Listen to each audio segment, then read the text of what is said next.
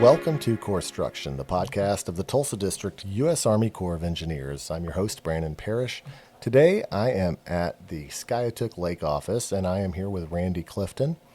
And Randy is the lead ranger and assistant lake manager here right now. And you're from Oologah, Oklahoma, right, Randy? Yes. Thank you for joining us for Corpstruction. Yeah, thanks for having me. So, it's the Memorial Day weekend. Today's Saturday, and here at Skiatook, the lake is actually a little bit low. So can you talk about some of the challenges that recreators are going to have if they're boating, especially, or even swimming out here? Yeah. So we're a little over 5 foot low right now. That poses a lot of risks. So Skiatook in general already has some sandbars that already stick out pretty far, and we have a lot of danger buoys that identify those. Those being even lower, we have even more sandbars and even more obstructions and standing timbers and rocks and all sorts of other stuff that's exposed that typically isn't, or that are just hiding below the water surface as well. We have a lot of people from out of town that come in over the holiday weekends. They don't know the lake. They don't know that we're low. They don't know what some of these buoys mean. It poses a bigger risk especially with increased vegetation over holiday weekends. And all the swim beaches are closed right So now? here at Skiatook, yes. So we operate 2 different lakes. The Skiatook office does. So Skiatook runs both Skiatook Lake and also Birch Lake. So Birch isn't as low as Skiatook, and both of their swim beaches are open. But Skiatook, they're both still closed from the low water. It's all beach and no swim right now. And I would imagine one of the challenges here is we were talking about this when we were out doing some boater interaction today and life jacket safety checks. This is one of those, the area, the watershed here. So I imagine it's a little bit challenging here because the watershed here is relatively small compared to a lot of lakes in our district. So even if you get a lot of rain, sometimes it doesn't fill up quite like other lakes do. Can you talk about that? So the way the watershed works is a lot of people, the way they, I guess, envision how all that works is that you have to have a whole bunch of rain on top of the lake. Well, that's not, I mean, it helps. We get some, but the watershed actually is over what flows into the lake. So the Skiatook's watershed is very, very, very small compared to some other lakes in the Tulsa District. So we get hit with just enough rain in our watershed, we pop up pretty fast. But if we don't, there's negative effects to that as well. So when we're in a drought like we are now, since we do have such a small watershed, it's harder to hit that and be able for our lake levels to rise. And I would imagine also, you were talking about how this lake tends to be deeper in general. It's kind of in around a lot of, I guess, mountains or hills, or there's a lot of outcroppings here, I've noticed. When the lake level drops like that, I mean, it has a lot of those hills that are underwater, right? That you see. You were talking about sandbars, right? Yeah, there's some sandbars that stick out. Yeah. It poses more of a risk whenever we're lower. We drop down lower and yeah. Yes. And so people don't expect that, I wouldn't think either. No, because Skiatook is notorious for being so deep in some parts. But people that are aware or people that are familiar with the lake, they know the areas. But a lot of people, we're used to being high. So we're used to having high water, and they're used to having to look out for those kind of obstructions. But now that we're low, we're looking for other things. We're looking for stuff that we wouldn't typically see, rather than an area that's flooded and that is typically on dry land, and now there's water there, and now we have to watch out for that. But now we're looking for obstructions that we don't see. Stuff that is typically underwater and is now not, or is in shallower water. And I was talking about the outcroppings just a second ago, and you sometimes have problems where people want to jump off of cliffs into the water. Mm-hmm. And can you talk about, I guess even today, you had to stop somebody, right? Yeah, actually today after we dropped you guys off, we continued our boat patrol,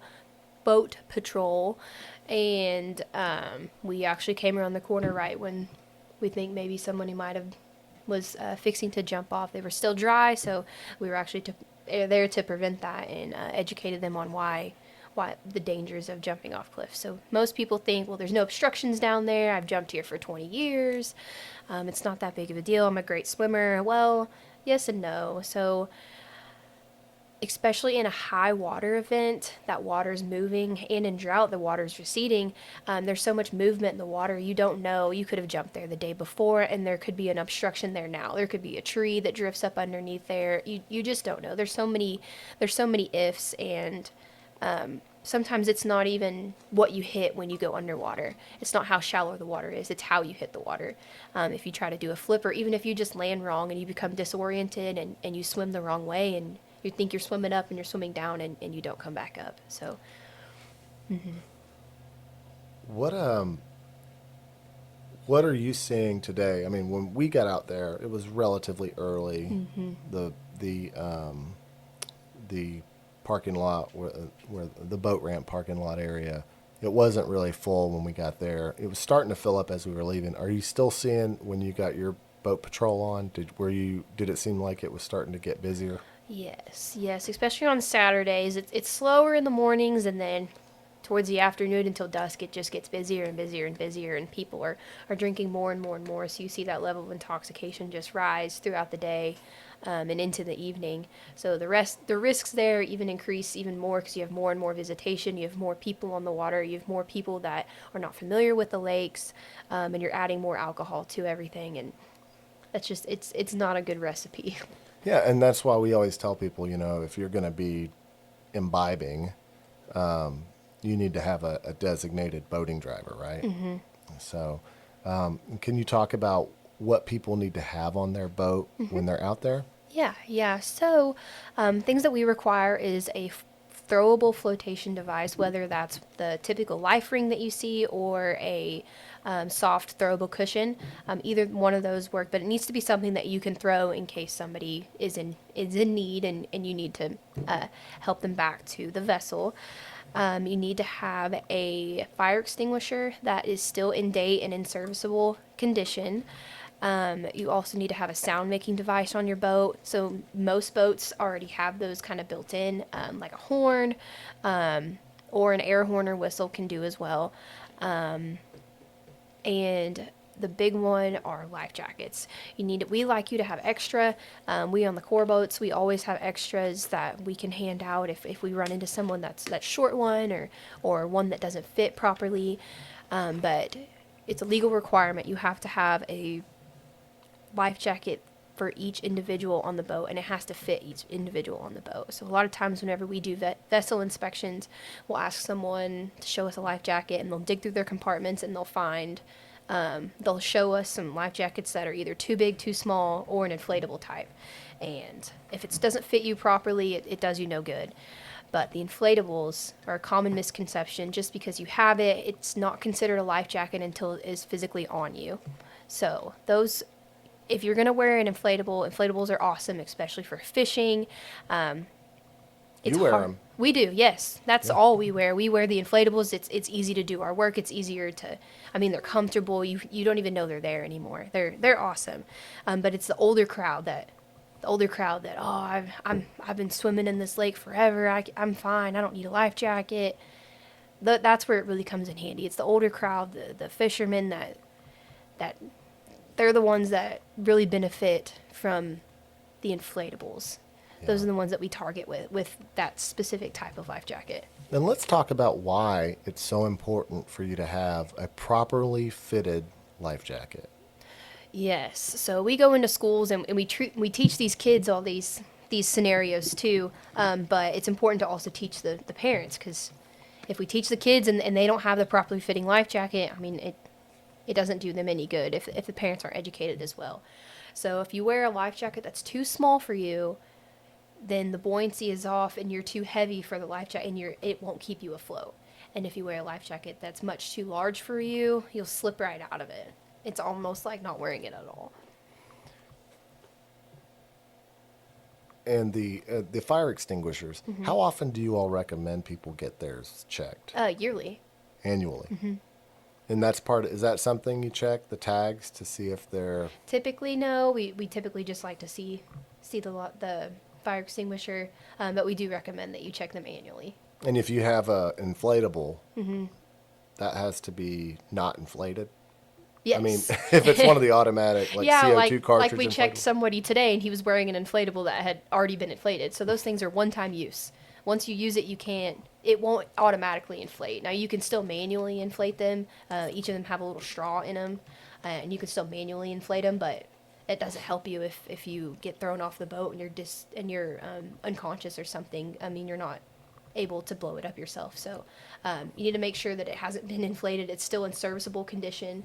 Yeah,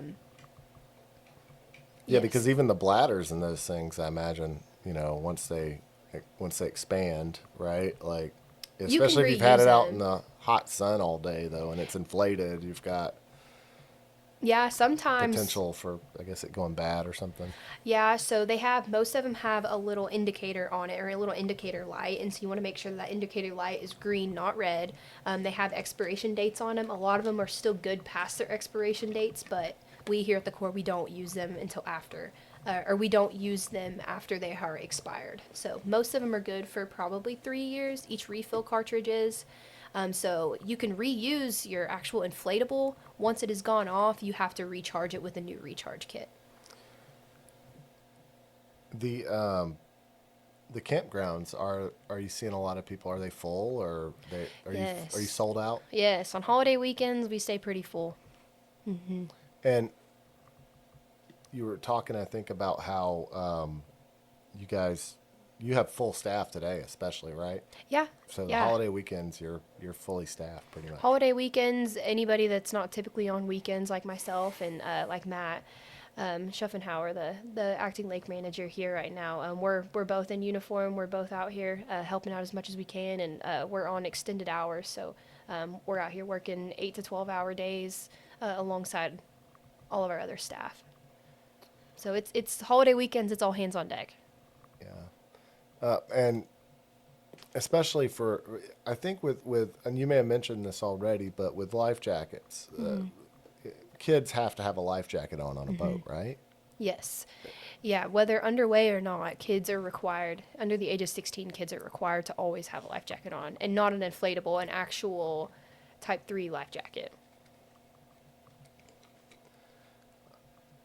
What kind of stuff are you all looking for when you're out patrolling during, and not just on the boat, but I mean even when you're driving around looking, what kind of stuff are you all doing when you're out there? So when we're out patrolling on the boat, some things that we really look for, we look for boats maxing out capacity. I think we talked about it earlier, that pontoon boats have a giant capacity. So a lot of the times we get closer to a pontoon boat and think that they are over capacity, and they're not. But we also find those little John boats that only have a capacity of like 2 or 3, and it's easy to overload those. So there's a reason that those capacity plates are on your vessel, and they also have, it's not either or. Most of them will say a weight requirement or a person requirement. It's not either or it's not both. It's either or. So if you hit that with your person, it's not, you don't wait till you hit it with your weight requirement too. So your max capacity there. Something else we look for is jet skis. There's a lot of accidents that happen with jet skis. So a lot of those are also over capacity. So most jet skis are only rated for 2 or 3 people, and that also includes the people on, if they're pulling if they're pulling a skier or a tuber or anything like that, that includes the people on the tubes. So if there is an emergency and you have 3 people on a tube and 2 people on your jet ski, you're not going to fit all those people back on your jet ski. So you have to be able to include all the people on your inner tube or on your water skiing. They all have to be able to fit back on your jet ski. So that's something else that we look for. Also, type of life jackets. There's several different types of life jackets, and that is also common that we find. We find people on an inner tube or out skiing with the horseshoe type, those orange horseshoe type life jackets that just kind of wrap around your neck and you snap in this one little belt around those are for boating or for wading. Those are not rated. They have to be impact tested, and they are not rated to be using for water sporting by any means. If you were to fall off a tube or to fall off a skiing accident or anything like that, those life jackets will just float right over your head. So those are a few things that we look for, mainly safety violations. What are some of the common things people do that they should not be doing when they're boating or even jet skiing? I think the biggest one that we run into almost every stop is that your life jackets are not within reach. So you're still in compliance that you have your life jacket requirement on you, but you have to dig for them. They're not within reach. If there was in a case of an emergency, you're either out of luck or you're having to dig through your compartments to try to find those life jackets, and who knows how much time you might actually have in the case of an emergency. So that's just something that we find the absolute most is people not having complete access to their life jackets. You're from the Oologah Lake office Yes. originally, right? Mm-hmm. And you actually grew up in Oologah, Oklahoma? Yeah, in the area, Oologah, Claremore area. Mm-hmm. And you're a second generation I park am. ranger. Can you tell us about what that's like? Yeah, it's awesome. It comes with a lot of passion. So it's the only thing I've ever imagined myself ever doing. I get to wear my mom's badge every day. So there's a lot of passion and a lot of heart that goes into this job, and I don't see myself ever doing anything else. What is that? Why you wanted to be a park ranger? Yes, it is. Ever since I was little, I thought my mom's job was the coolest thing ever. So my whole life has led me to this specific position, believe it or not.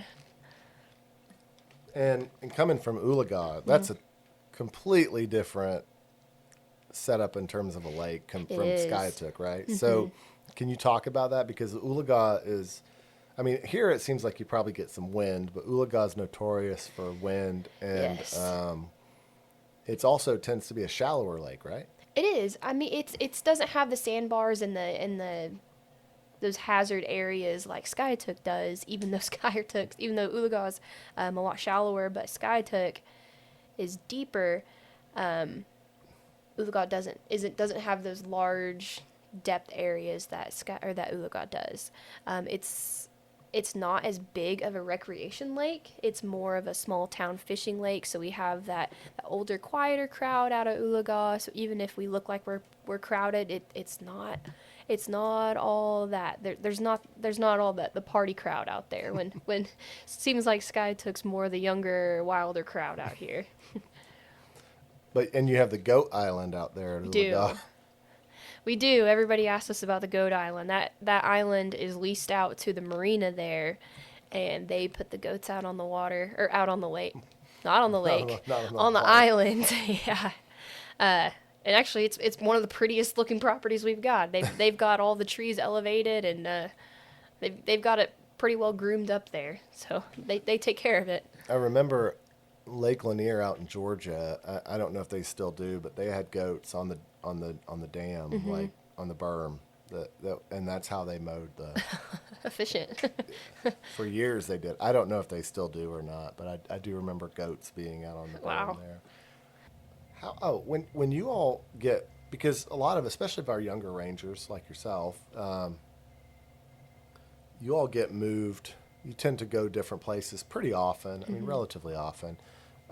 When you get to a different lake from where you start, how long does it take for you to really get used to understanding that lake versus where you came from? When I figure it out, I'll let you know. Each lake is completely different. Now here, it's a lot easier to get integrated because I knew everyone here. I worked with one of their full-time rangers for 3 summers. He was a summer ranger out at Oologah with us, so that helps that I was part of his training. I kind of helped train him, and then the other full-time ranger, I went to college with her, so it's not near as hard to kind of integrate into this role here with such a great staff here. But as far as like getting used to like this is where we have to be leery of in terms of like water hazards or something like that when there's a lower lake levels, does that take a while to know? Or I mean, how long does it take for you to sort of get the lay of the land, so to speak, in terms of the lake itself and the camp areas? or Yeah, whatever? it takes a little while. It's definitely a learning curve because you're used to one. I mean, I've been at Ulaga for 6 years, so I've know that lake inside and out. So it's different going from somewhere you're so familiar to somewhere where you're not. You're the new person. You're brand new. You don't know. You're not familiar with the area at all. So it takes some time. I'm getting there. I'm getting really close. But I'm still the low man on the totem pole here. I still I still have to ask a lot of questions about everything. What now? And when did you start at Ulaga? How long have you? And It was 2017. okay, so you've got about 5-6 years under your belt now, and you've been here at Skiatook for how long? Almost 2 months. Okay, and you'll go back after, or I got a couple more weeks here, and then they'll send me back. and what is what is the most important thing that people who visit any lake need to know and need to be just cognizant of?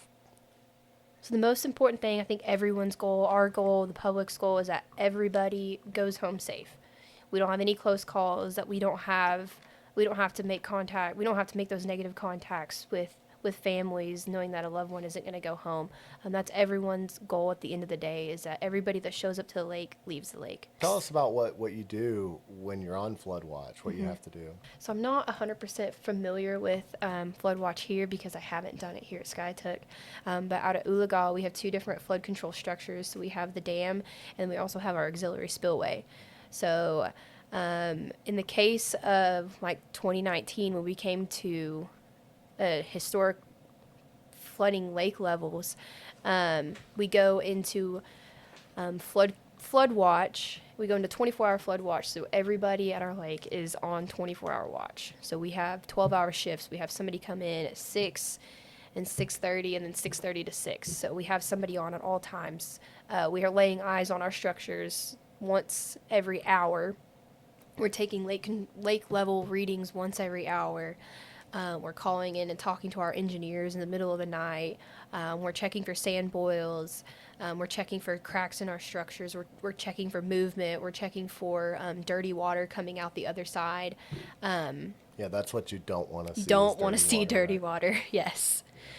And luckily, we didn't have any issues. We had no scares. We had no issues. All of our structures look amazing. Little pat on the back for the Corps, but there has never been a Corps built dam that has ever failed. So if that gives you some peace of mind on how structurally sound all of our flood control structures are, so we're pretty proud of that. We're proud that we had no scares, we had no big issues during that big flooding event. How many piezometer readings did you have to take when you were on flood So watch? we had to take quite a bit. Now here at Skiatook, they have I don't want to lie to you, but they have a ton. It takes all day to read theirs, and they're up in the woods. They're all over. But at Ulaga, we only have 11 or 13. 13. I'm sorry. And can you talk about what what you're looking for when you're doing piezometer readings and you're So- taking the numbers? So piezometer is basically just a big pipe in the ground, and all we do is we're measuring groundwater. So we're measuring. We have a certain. We send those numbers off to our engineer, and they flag us if something looks wrong, which we've never had an issue before. But basically, you're measuring groundwater. So water is going to seep through the dam regardless. We just try to control it, and that's what we're doing. That's what those piezometers that Brandon was talking about. It's a way for us to monitor how much is getting through. So if there's a high level, then we have a problem. If there's a low level, we have a problem. So we have a certain threshold for each different piezometer that we have in there. And we take those readings during flood watch. We take them once a shift, I'm sorry. So once every 12 hours for flood watch, for 24-hour watch. And we send those in at whatever time it would be, like 1 or 2 in the mornings. And we monitor it that way. Now all the swim beaches here are closed, right? Correct. Here at Skiatook, but typically in the summer months when they're open, you also have to do some some sampling for the swim beaches, right? Mm-hmm. You send that off to the state, right? Yeah, we take those samples up into the health department, and they give us the go ahead before we can before we can open our swim beaches. So, same thing for a drought situation. Whenever the water finally rises enough where we can open up these swim beaches, we have to do several things first. So we'll put our boat in the water and we'll run our side scan and make sure there's no obstructions, and we'll also test the waters before we allow our swim beaches to be open. And that's the same thing for a flooding event. Whenever our waters get so high, we close the swim beach down because we have certain regulations. We can't allow our swim beach to be over so many feet deep. And then once the waters recede and we're able to open the swim beach back up, before we do the same thing. We put our boat in the water, we use our side scan, make sure there's no large obstructions, and we also send those water samples off to the health department. I appreciate you taking the time to sit down and talk to us about what it's like out here at Skiatook, and in comparison, especially to Ulaga, Yeah. which is home for you. It is. When I just said Ulaga, you were like, oh, I'm thinking home. Well, thank you for joining us for Corpstruction. Corpstruction is a production of the Tulsa District, U.S. Army Corps of Engineers Public Affairs Office. This episode of Corpstruction was brought to you by the Skiatook Lake Office at the Tulsa District, U.S. Army Corps of Engineers. Thank you for joining us. Have a great weekend.